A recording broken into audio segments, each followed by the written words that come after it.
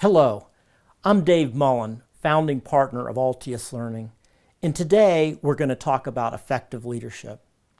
In our work with some of the best producing teams in the industry, we found that one of the essential team best practices is having strong leadership within their team. And the irony of that is that most advisors have not been trained or don't have a lot of experience actually in leadership.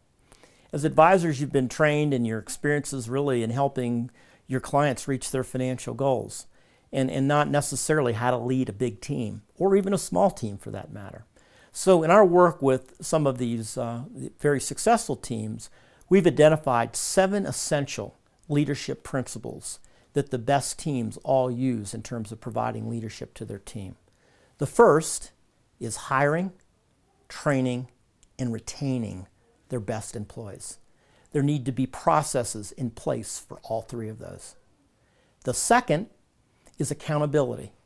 And accountability really comprises of having very clearly defined roles and responsibilities, having performance reviews on those roles and responsibilities of those employees, and then compensating those employees appropriately for how well they've done in their roles and responsibilities.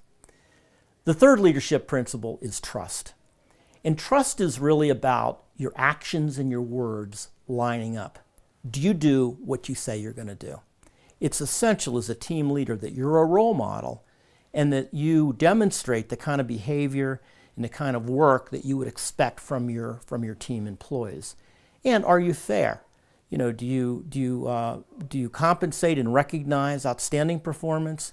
And do you provide consequences or have consequences for performance that's subpar? The next leadership principle is vision. And vision is really about establishing a vision for your team and inspiring them to really incorporate that vision and really make that part of their day-to-day work. Because if you're coming in every day and it's just doing daily tasks, you're not going to get nearly as much from your team members as if they're inspired towards working towards something bigger, something special, something meaningful, and establishing that vision is very important. The next leadership principle is recognition and compensation. You can't recognize employees too often for good work. It doesn't cost anything to recognize, and we found that many teams don't provide a lot of recognition for outstanding work, and that's something that really motivates people. Same way about compensation. If they're doing well, you got to pay them well. We found that the best teams that we've worked with tend to overcompensate their good employees. The next leadership principle is communication. One of the real values of having a team is communicating within the team members and brainstorming and sharing ideas. And as a team leader, facilitating that communication is extremely important. And then the final leadership principle is decision making.